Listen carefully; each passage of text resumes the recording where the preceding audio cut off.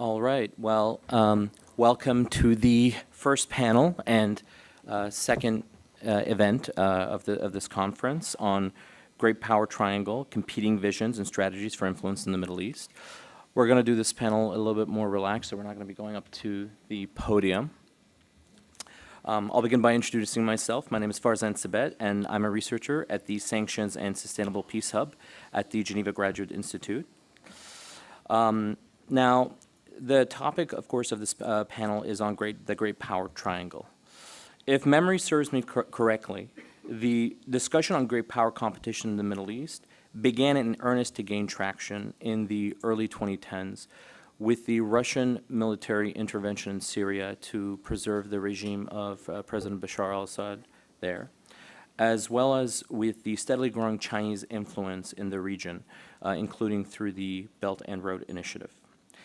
But the United States' diplomatic and military presence in the region still reigned supreme at that time, and any great true power competition still seemed to be a distant prospect. This trend has greatly accelerated with the Russian invasion of Ukraine and the increasingly polarization of the international system, with the United States and its Western allies on one side, and China, Russia, and a subset of revisionist states on the other. Despite the widespread solidarity among Western states with Ukraine to defend its sovereignty and territorial integrity against Russia, traditional U.S. allies in the Middle East have not, at least for the most part, decisively taken sides in this conflict, but either remained neutral and, in some instances, even attempted to mediate between the warring parties. Beyond this, some important U.S. allies have worked closely with Russia in the OPEC Plus format to attempt to influence global oil prices. And in other instances, certain key U.S. allies and Western allies have even become important sites for sanctions evasion by the Russian economy. In the case of Iran, which is an adversary of the United States in the Middle East since 1979, it has, for the most part, been credibly accused to be providing on a large scale unmanned aerial vehicles that enhance the ability of Russia to strike Ukrainian military assets and critical infrastructure. It's also been alleged to be considering providing missile systems to Russia. For the first time in decades, and perhaps even centuries, the region has come to the West rather than the other way around, with Iranian arms and allegedly personnel, in the case of Crimea, being present on European soil and facing off against NATO.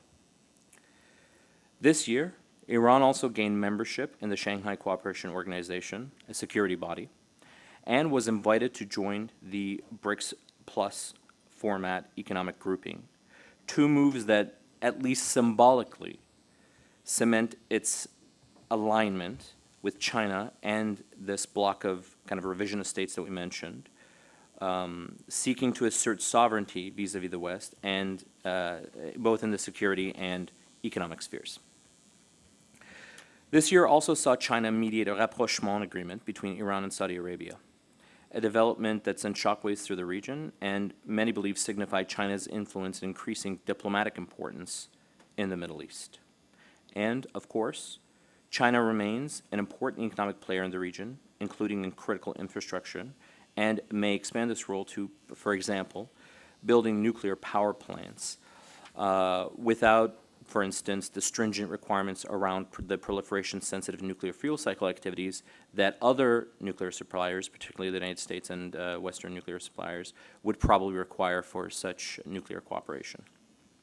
And I would also be remiss if I didn't mention the current negotiations between the United States and Saudi Arabia on security assurances and nuclear cooperation, which of course would significantly play into these broader great power dynamics that we've been discussing actually since this great speech given by Bijan to kick off the conference.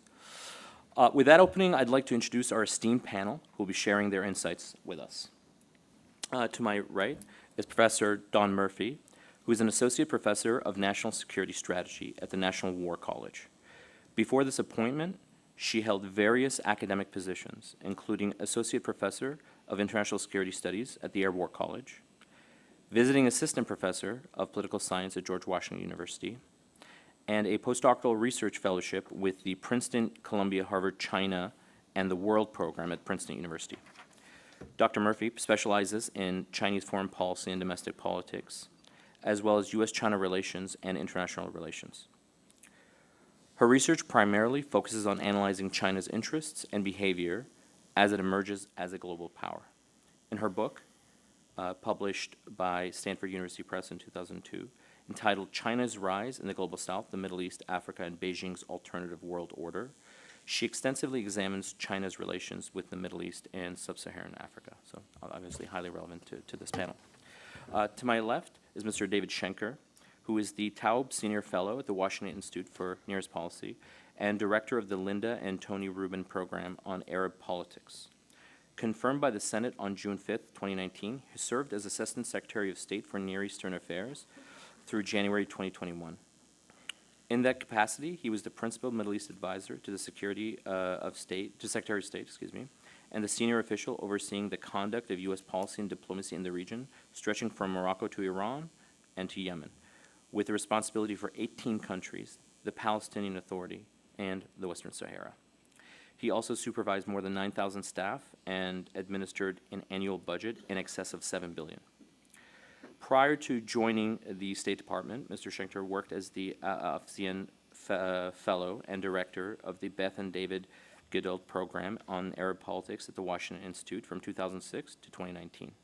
During that period, he authored dozens of op-eds and journal articles about Jordan, Lebanon, Hezbollah, and Egypt, among other topics, and contributed to chapters to Institute monographs, including Beyond Islamists and Autocrats, Prospects for Political Reform Post-Arab Spring in 2017.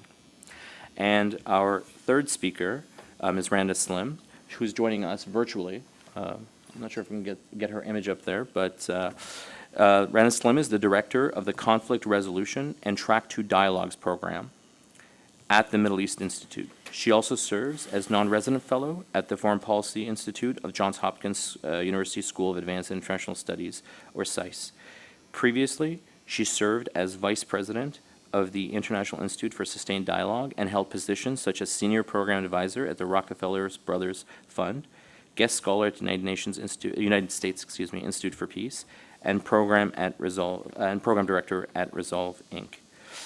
We'd hoped that Ms. Shira Efron would be joining us today, but as I understand it, she's unable to join us because she contracted COVID, and so unfortunately she won't be able to present on the panel, but we wish her a very speedy recovery. So with that, I'll ask Dr. Murphy to kick off the panel with her remarks. Thank you. Good morning. Okay, one more. Excellent, great. So first of all, thank you so much for inviting me to be here today. And I need to start out with the disclaimer that the views that I express today are my own. They do not represent the National War College, the United States Department of Defense, or the U.S. government more broadly. And the way I'm approaching my remarks are to speak regarding some of the implications for the Middle East of China's increasing role in the region, and to make a few comments regarding how the U.S. could respond to that presence.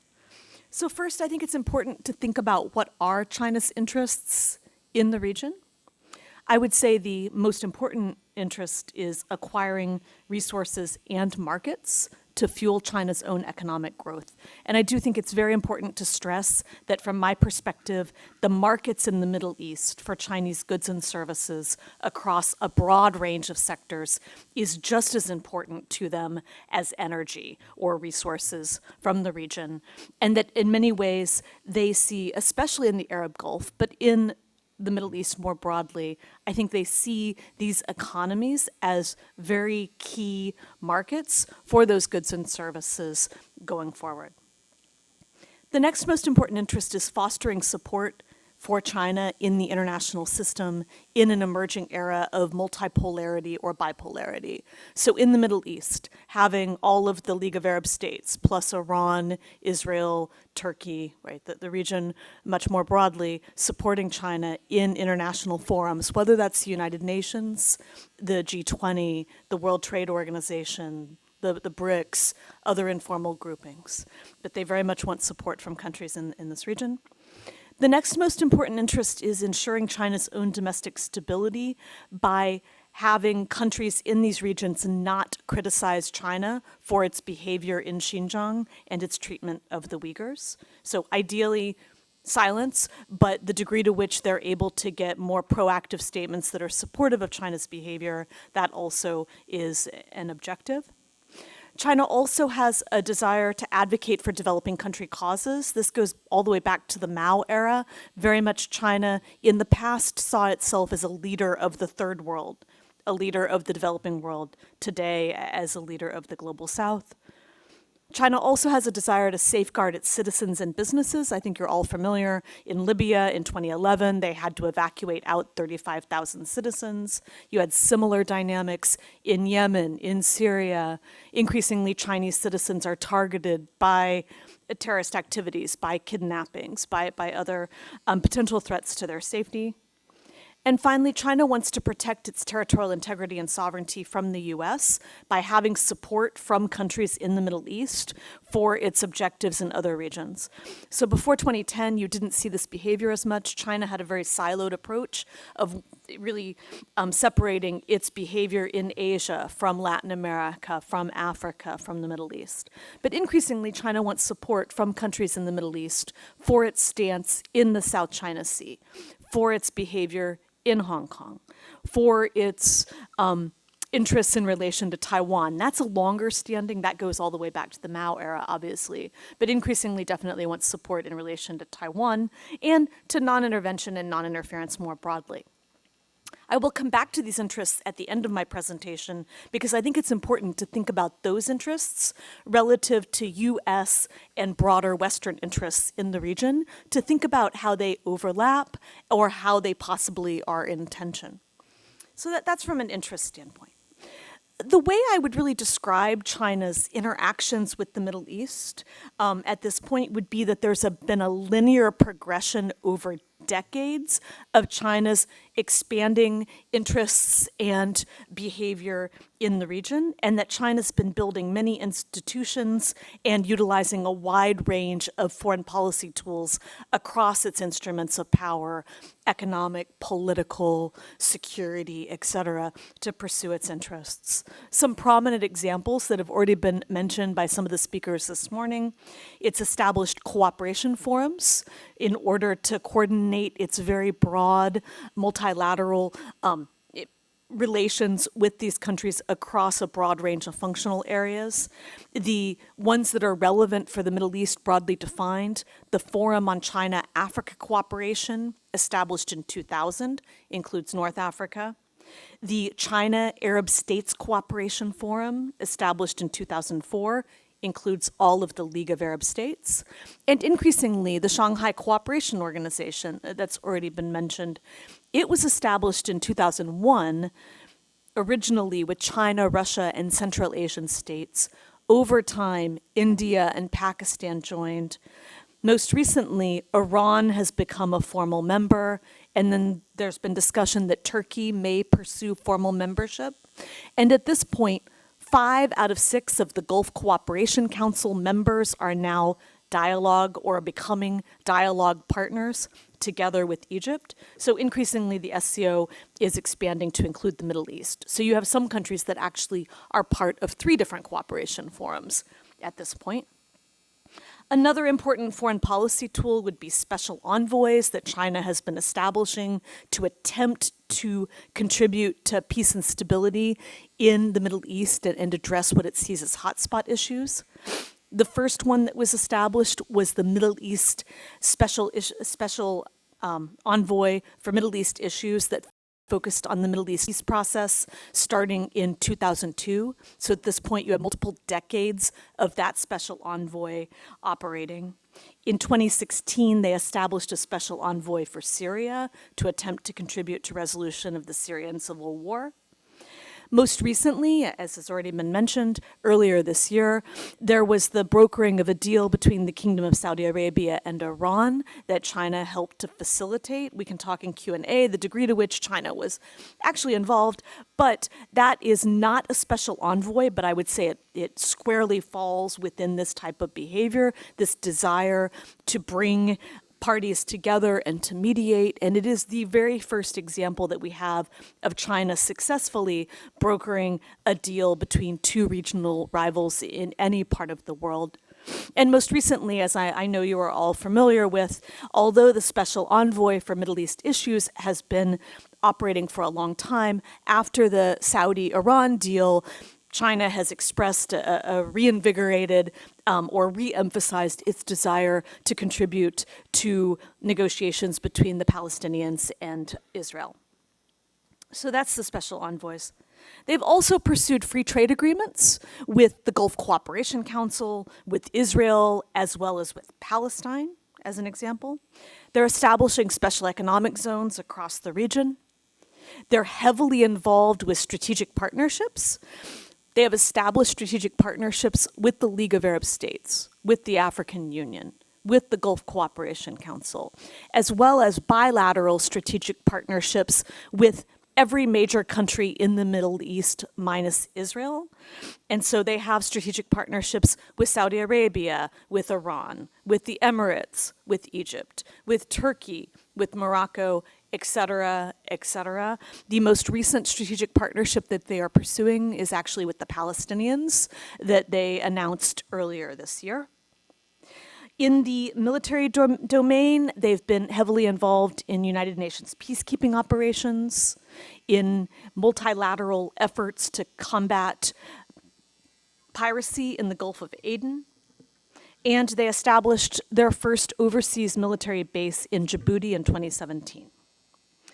As has already been mentioned, Belt and Road is something that tends to be emphasized. The way that I look at Belt and Road is it's an umbrella initiative that all of these other foreign policy tools that I just described are part of Belt and Road.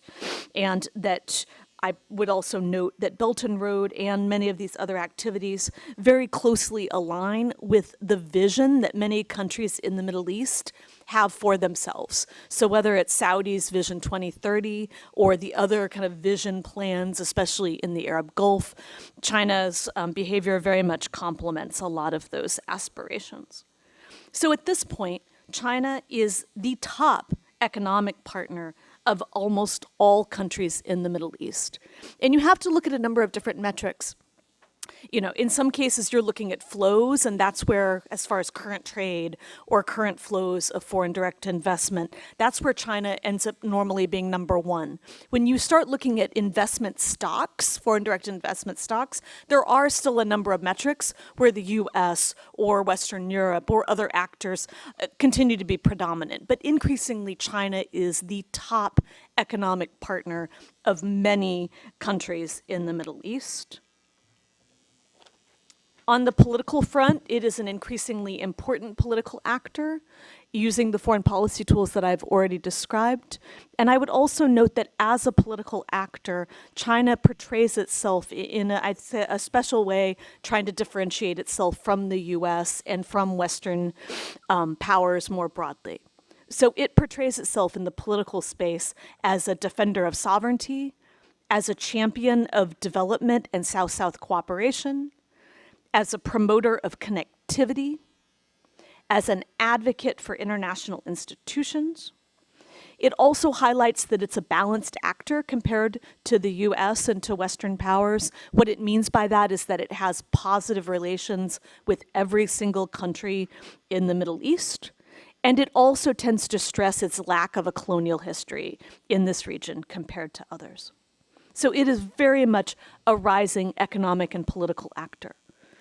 In contrast, in the security realm, China at this point does not want to provide the security guarantees that the US provides, and there is very little indication that it wants to play the same type of security role that the US does in the region. So you have this dynamic where at this point, China is increasingly the top economic and political partner, but the US And Western actors tend to continue to be the primary security players in the region. And it is important to note that all of this is occurring at a time when, within the Middle East, there are growing concerns regarding the perception of a U.S. withdrawal from the region for a number of reasons, right? Whether that's the perception of the U.S. shifting its focus to Asia and to China, if it's perceptions associated with the U.S. withdrawal from Iraq and Afghanistan, whether it's perceptions associated with the U.S. response to the 2019 attacks on Saudi facilities, as well as the 2022 attack by Iranian proxies on Abu Dhabi, right? There's a lot of different dynamics that we have a room full and an audience full in online world of Middle East specialists. I'm much more of a China specialist, but Middle East specialists that you think about all these dynamics. But that very much is an important context to consider China's rise within. So as a result of those dynamics, you have this reflection by countries in the region regarding what does the relationship with the U.S. look like? What does the relationship with China look like? So that's one dynamic. Another important, and I would say fluid dynamic right now, is that we're operating at a time where Sino-American relations are deteriorating, they are souring, and you have this narrative or dynamic of strategic competition or great competition playing out globally, and obviously the Middle East is an important region in that, right? So increasingly countries are feeling the need to pick sides, are perceiving that they're being asked to pick sides between the US and China. And arguably, as we move towards a point where you potentially could actually have a rupture in relations between the US and China, or between China and Western Europe, or between China and Canada, or between, right, kind of more broadly, as we get closer to a point where you potentially have a rupture in those economic or political relations, or a further rupture, I should potentially say, in those relations, the Middle East is increasingly important to China for markets, for political support, for its broader aspirations as a country. I also should note that as China's economy slows, and this is something that's been happening all the way back to the 2010s, it potentially could have two different effects on this region, right? One effect could be that China really doubles down and invests more and interacts more. It also could be that China turns inward, right? So those are some of the dynamics I would point to. And so the implications for the Middle East is that increasingly countries in the region now have more choices, and they can leverage great powers against each other to pursue their interests. And so what are the implications for the U.S.? So U.S. interests, and I'm going to go through this quickly because I think it's important just to think about this in context. So U.S. interests, access to energy and stable energy prices, preventing terrorists targeting U.S. citizens and businesses or U.S. partners in the Middle East, as well as globally, preventing a nuclear Iran, supporting Israel, and then a very large suite of interests associated with the liberal order, whether that's democracy or human rights or climate or gender, et cetera, right? There's many different aspects of this. So I would ask you to think broadly as you're thinking through those interests, where is there opportunity for cooperation and where is there potential tension? So on access to energy and stable energy prices, I would say the US and China share an interest in that. They share an interest in stability in the region. On preventing terrorism, more broadly, they share an interest. That's complicated, especially given the treatment of Uyghurs in China's own borders, but conceptually, both sides share an interest. On Iranian nuclear capability, I think both sides share an interest in Iran not destabilizing the region more broadly. But in Q&A, we can talk about differences in views regarding China's nuclear program, regarding Iran's nuclear program. On supporting Israel, both sides have positive relations, but again, we can talk in Q&A about how China's relatively pro-Palestinian positioning could potentially impact Israel in interesting ways. And then on the liberal international order, as you all know, China is more comfortable with the economic order, with sovereignty, with the security order, quite frankly, in many ways, right? So we've got overlapping interests there. But once you get into human rights and democracy and political aspects of the order, that's where you start to have tensions. I didn't speak to Russia. I'm not a Russia specialist. Happy to talk about that in Q&A if you would like. And very quickly on how the U.S. could respond, very, very high level. I think the U.S. needs to reflect on where its interests overlap with Chinese interests in the region. I think we need to think about, as a country, what are the exact concerns we have about China's behavior in the Middle East. I think we need to triage and prioritize our concerns about China's activity in the region. And finally, I think the U.S. needs to highlight the positive aspects of its relations, including the economic and diplomatic interactions that it has with the region. And those suggestions, I think, are valid for Canada, for Western Europe, for Western countries in general, to think through that in the region. So thank you very much.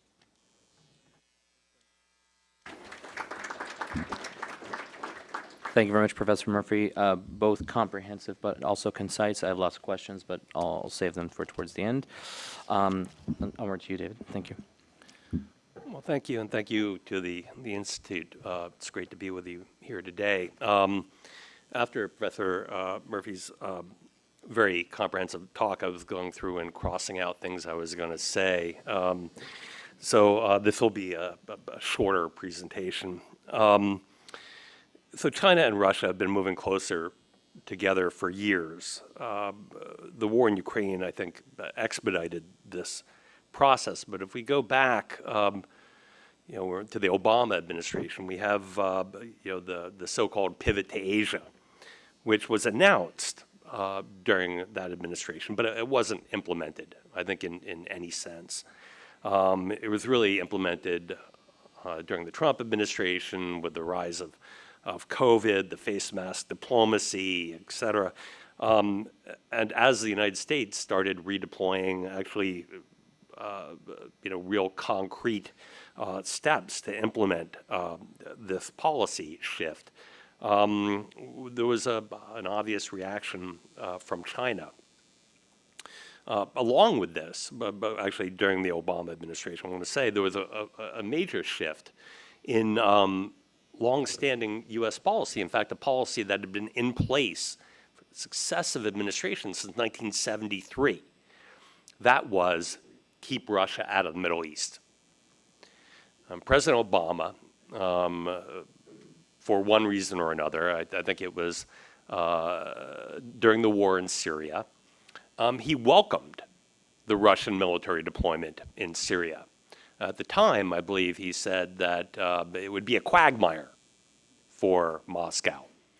And instead, what you got was 40 fixed-wing aircraft that nobody in the United States believed that Russia could provision logistically, keep in the air in these conditions. That changed the course of the war. The Assad regime was finished, and all of a sudden, it wasn't finished. And the Russians, along with Hezbollah, helped the Assad regime eventually kill the better half of 500,000 people to stay in power. And we've seen where that has gone from there with more deployments across the region. We'll talk about that further. The war in Ukraine has sharpened the differences and hastened this trend toward blocs to opposed global groups that it just makes and has made enormous amount of sense for China and Russia, and to a lesser extent, but certainly an extent, Iran in getting together and opposing what is the long-standing U.S. Western-based global vision for the Middle East. In this multipolar world, as Professor Murphy said, there are more choices for states. The United States has long said, maybe we're trying to convince ourselves, but that we are the partner of choice when it comes to buying weapons, having defense agreements, et cetera. I do think that we are the partner of choice. There is a preference for U.S. technology, for arms, for strategic cooperation with us. But there is also, and I think equally, in an increasingly authoritarian region with a growing democratic deficit, a predilection or preference or affinity for the type of governance that China provides. And that its foreign policy is bereft of values, of morality. It is a benefit. Just go talk to Egypt. It is a benefit to not be lectured about morality or have your FMF limited based on your human rights abuses. And this is quite appealing and increasingly appealing to the increasing numbers of authoritarian countries in the Middle East. But I would add, not one Middle Eastern country has condemned Chinese genocide of its Muslim population, the Uyghurs. In fact, there was a couple years ago, President Erdogan of Turkey actually had the temerity to condemn China, and China threatened to cut off trade with Turkey. And I think this is one case in which President Erdogan actually backtracked and apologized to a foreign country. So China is a significant actor that cannot be ignored, and its problematic, I think, approach to many issues isn't really problematic to many countries in the region. Now, so we have two camps on Ukraine within the Middle East. We also have the emerging BRICS alignment. I think there's been a lot of concern about this emerging economic bloc, which includes, and let me read off some of the countries that are and want to be members of BRICS: Brazil, Russia, India, China, South Africa, Bangladesh, Egypt, UAE, Saudi, Algeria, Ethiopia, Iran, Cuba, Venezuela, Afghanistan, Syria. I'm not sure I'd want to be a member of that economic bloc. Half of those states are failing economically. I'm not sure how significant it will be. The more significant challenge, I think, overall, is what this growing Middle East sort of alliance, led by China and Russia, is a challenge to the global rules-based international order. Let me give you an example. There are 14 UN-led UN organizations, right, that deal with major issues facing the world. And one of those being the World Health Organization, another being the Intellectual Property Organization, the governance of the Internet. All these have enormous implication for us. And we know that it was helpful for China, for example, to have their man at WHO when WHO showed up in Beijing to investigate the COVID virus and had to wait for 2 months in Beijing before they could get to Wuhan. These things have implications for us, and we don't have to go into the IPO and China's, I think, what are we going to say for the WHO? Total lack of regard for intellectual property. Also desires to close the internet, et cetera, for freedoms, et cetera. And all these have implications the more support that you have for this bloc in the region. For voting, as of during the Trump administration, I think we counted 5 of these organizations of the 14 were controlled by China and its allies. And finally, I think the West came to an understanding that this was a significant problem and we had to start caring about these UN organizations, no matter if we think the UN is an ineffectual organization or not. But there are synergies, and I think Professor Murphy mentioned some of these. This is an agreement to challenge the global rules-based order, to peripheralize the United States, the West, in its role in the region. There is an agreement that sanctions busting is good. It's good for China. They get their oil prices. It's cheaper. It's good for China. They get their oil prices cheaper from Russia, whether from Iran. It's great for Iran. It's great for Russia that they get to buy Iranian drones that get to kill Ukrainians and maybe missiles, as we heard a minute ago. It's great for Iran that Russia may do military tech transfer to Tehran. For Russia, in the Middle East, until the death of Prigozhin, I think even still, we've got the Wagner forces running amok, Libya, Syria, backing coups in the Sahel, that have a real spillover risk for the Middle East. Just check your figures on migration, on people moving north into Europe. Potential security risks, opportunities for ISIS in these countries. This is happening in large part because of Russia, but other conditions that are helped by China, whether this be support for the democratic backsliding in the region, or the debt traps that China is creating that are destabilizing economies, the sales of national patrimonies of these countries, the resources, rare earths, etc., access, promotion of corruption. All these are, that's in the wheelhouse of China and Russia, and they're benefiting tremendously. And of course, destabilizing both countries that are not particularly priority countries for the United States, but certainly countries that are priority countries for the United States. You've got a great deal of money being lent from Russia to Egypt to build these nuclear power plants. Egypt is a failing state economically. I don't know if you've seen this. This is something to put on your radar screen if it's not.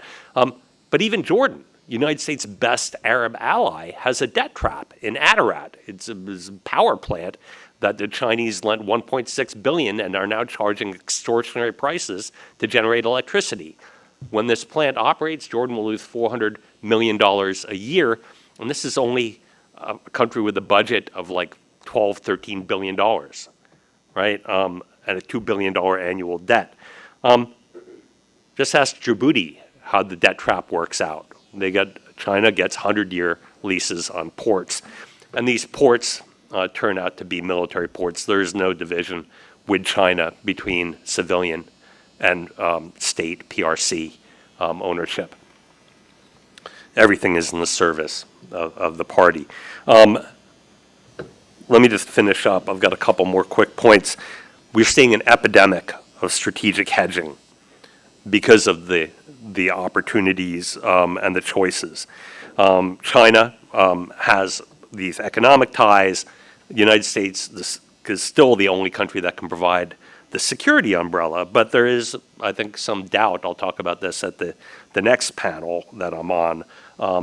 But there are questions about whether China will ever be able to project this type of power, whether China can guarantee the diplomatic deals that it reaches. But the trend lines from where I sit aren't reassuring. The United States increasingly in the West lack leverage to compel economic reforms, to promote democracy. There is donor fatigue. There's rising amount of economic failures. There are coups.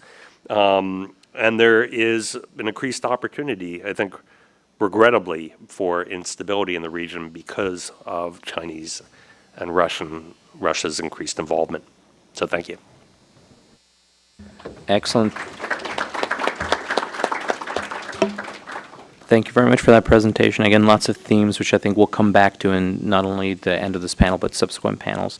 I'd now like to turn to Randa Slim, who's supposed to join us virtually.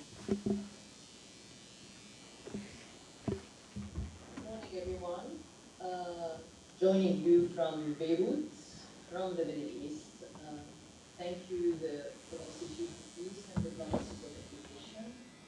It's a pleasure to share the virtual podium with the panelists. I'm going to be making 3 remarks to address 2 questions. One is, what are the implications for the Middle East, the perceived or relative empowerment of an emerging geopolitical bloc led by China, Russia, and to a lesser extent Iran, and also North Korea. And second, what role will the Middle East region play in these global transformations?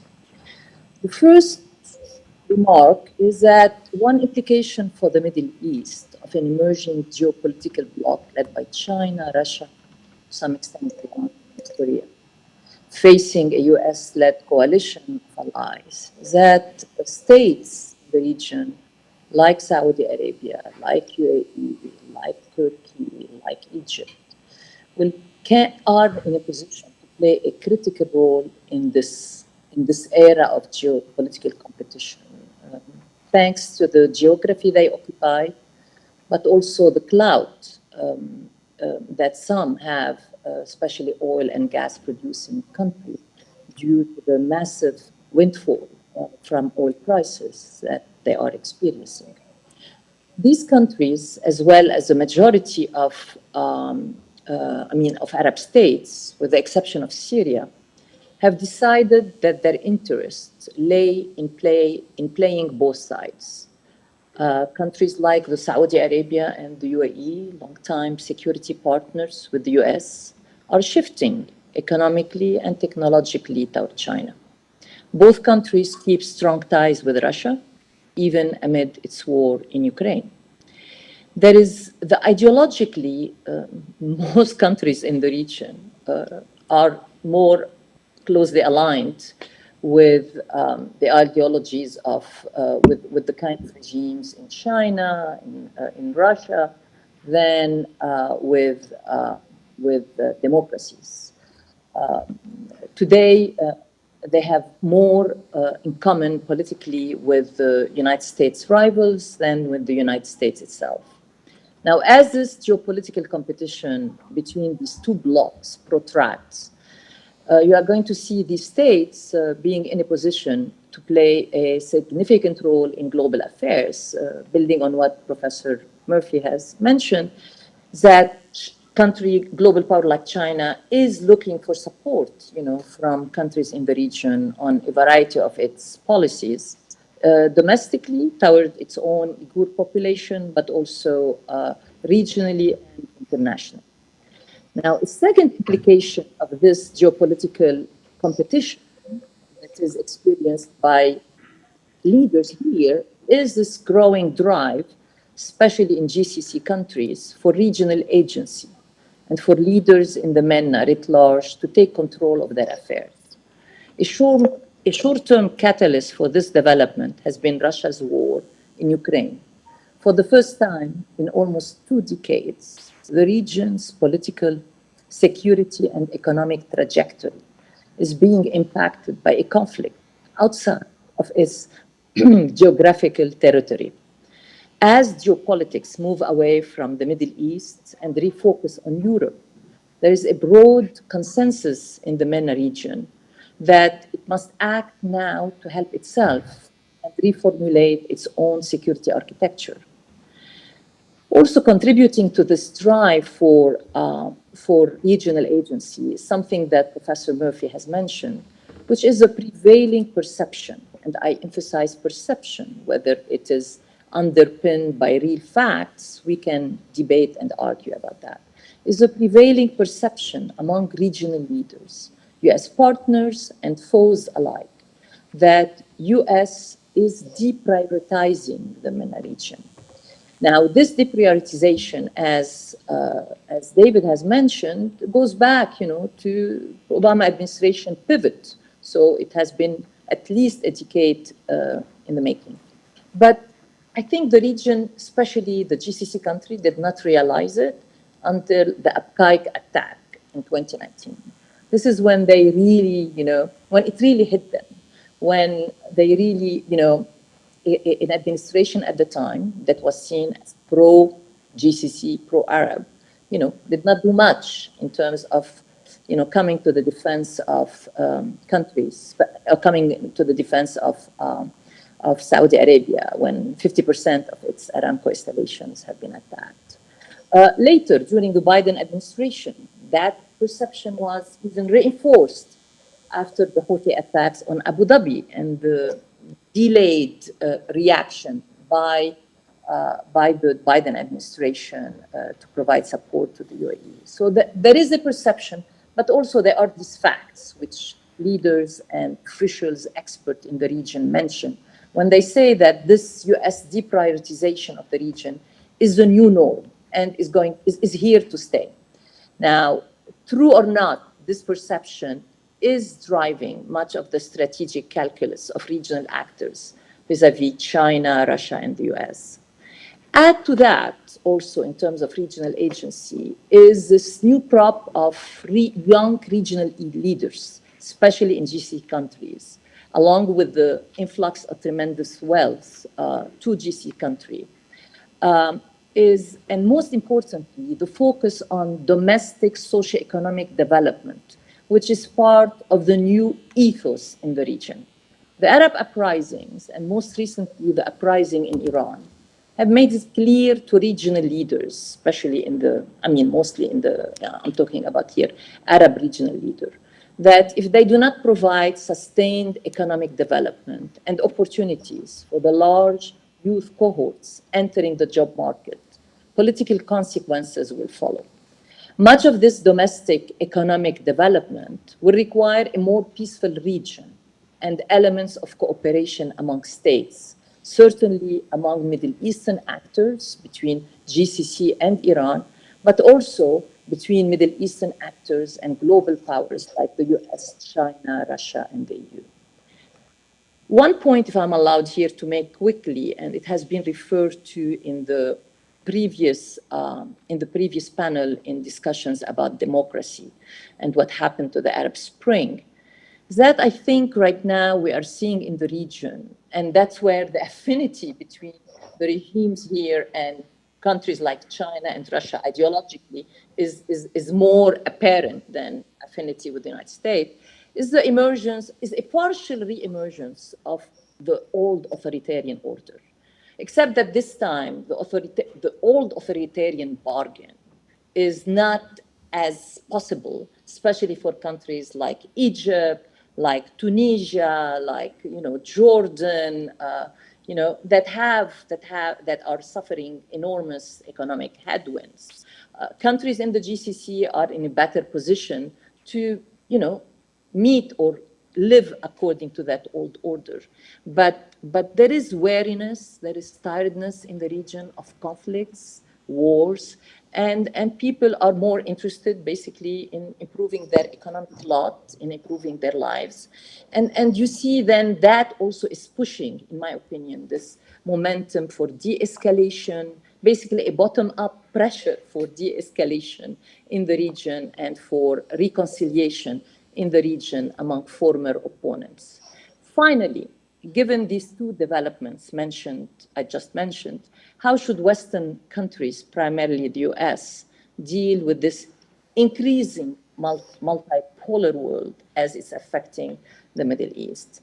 I think one suggestion has been made recently by my colleague, Brian Katulis, at the Middle East Institute, when he called for US engagement in a la carte mini and multilateral diplomacy that's aimed at maximizing strategic convergence with the big states, swing states in the region, while minimizing divergence with them.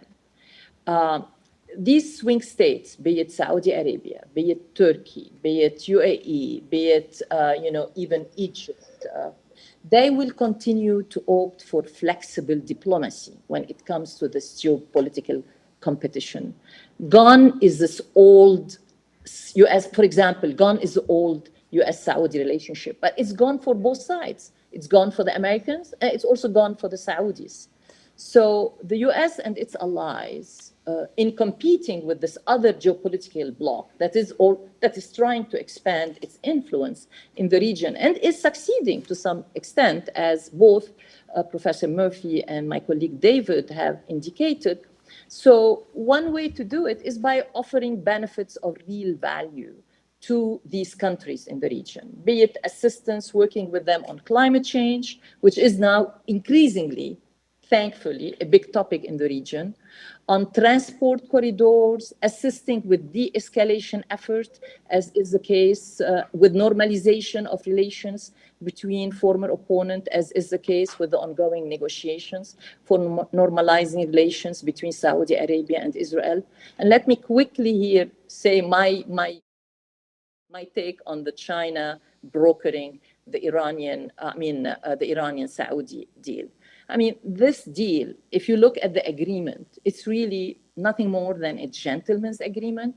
And most of the content of this agreement has already been negotiated over at least a couple of years between the two sides in Baghdad and Oman. And so basically, China came in because the two countries were looking for a guarantor.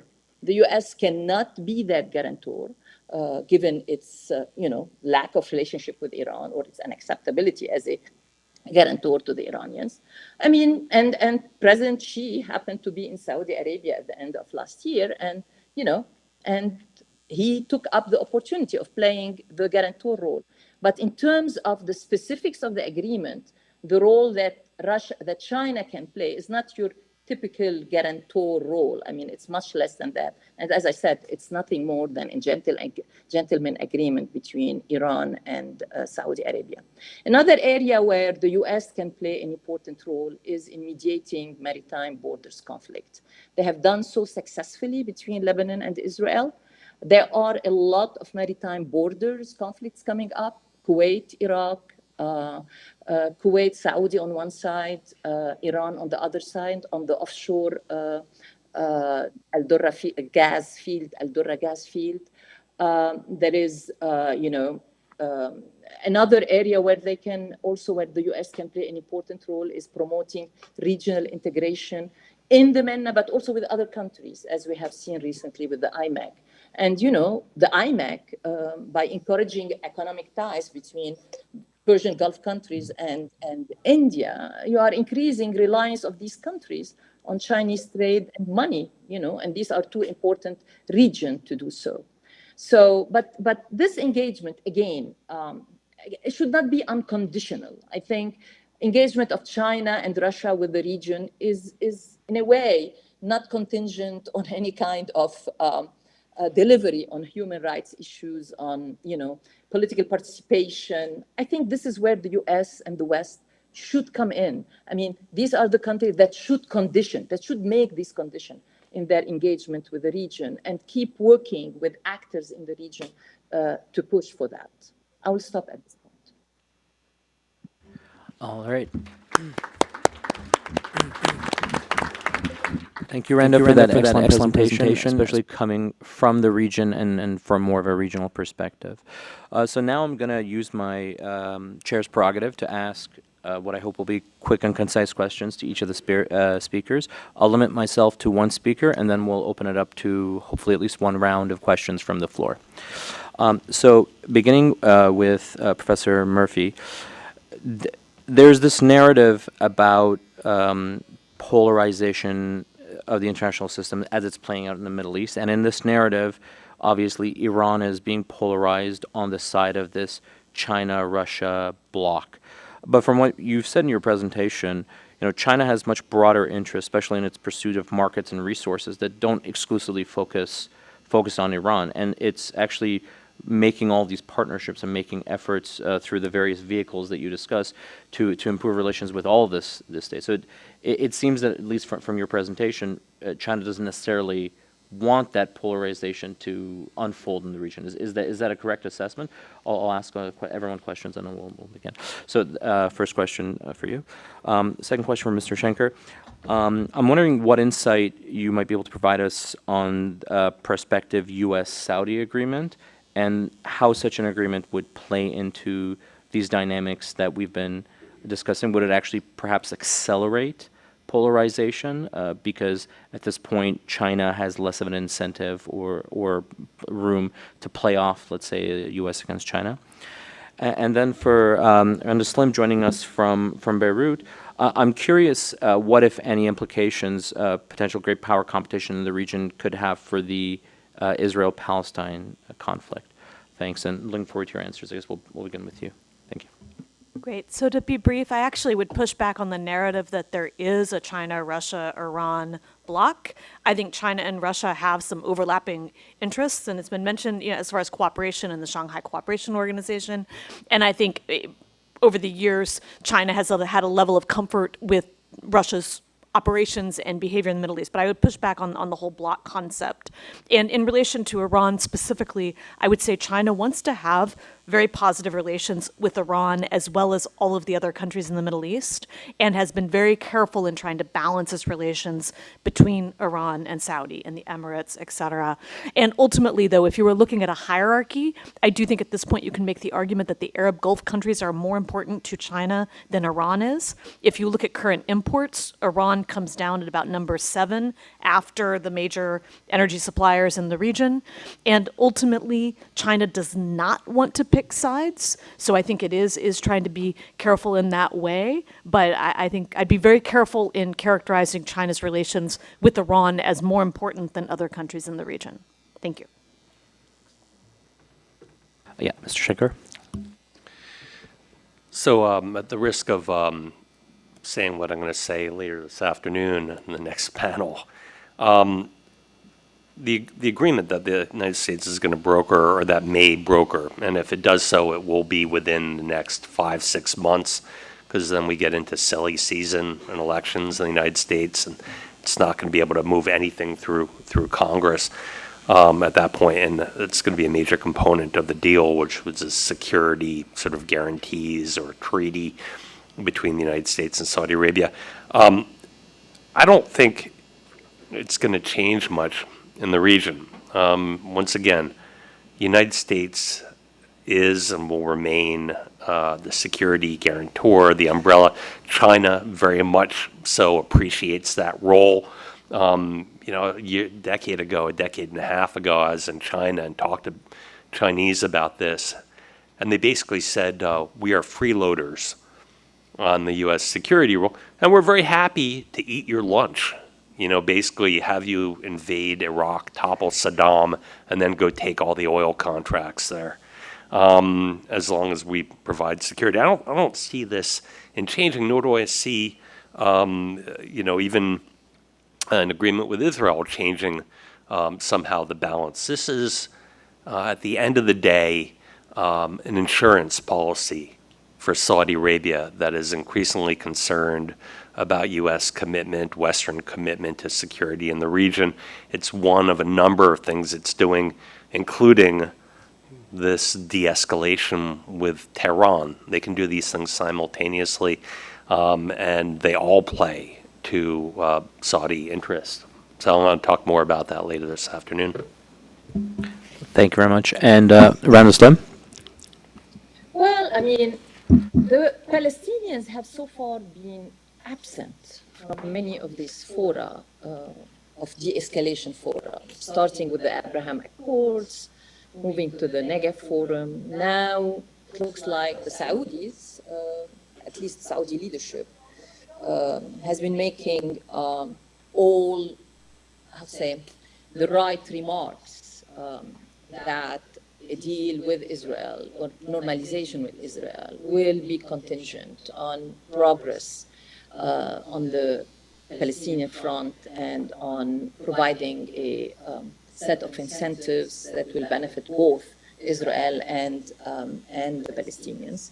And we have seen on the UNGA sideline, there was a peace day, which was, meeting convened by Saudi Arabia, Jordan, Egypt, Arab League states, and EU, in which there was some kind of an incentive package offered, that's going to be offered as part of final status agreement.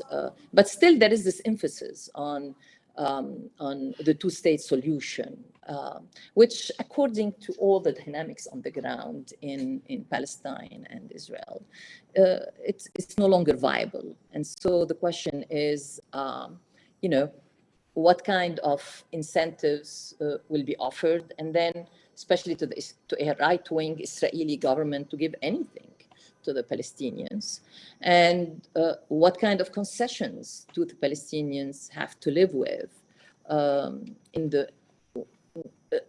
as part of that agreement, while accepting, I think, some minor rewards. I'm not privy to the kind of discussion or that are taking place, for example, between the Saudi leadership and the American mediator on what do the former mean by progress for Palestinians. It can mean many things, but at least the Saudis in their negotiations with the Americans are making the right noise in terms of making sure that any deal will be contingent on some acceptance by the Palestinians. I know in the lead up to the Abraham Accords, the UAE very much trumpeted the narrative that this was putting a stop, or convincing the Israeli government at the time to put a stop on settlement expansion was part of the Abraham Accords package.